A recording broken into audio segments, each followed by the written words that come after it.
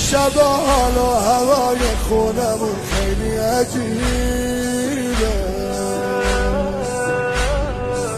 التماست میکنم بیشتر بمون علی غریبه. من که از فضل شنیدم بهتری الحمدلله،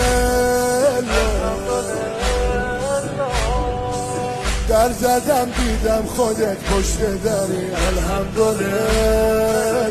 حلالم کن این همه درد و طاقت آوردی، به خاطر علی زمین خوردی، میبینمت به هم میریزم.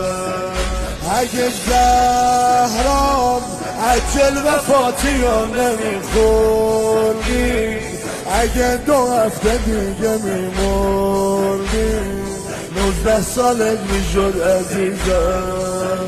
من تنها، من مظلوم ازت میخوام نرو خانم.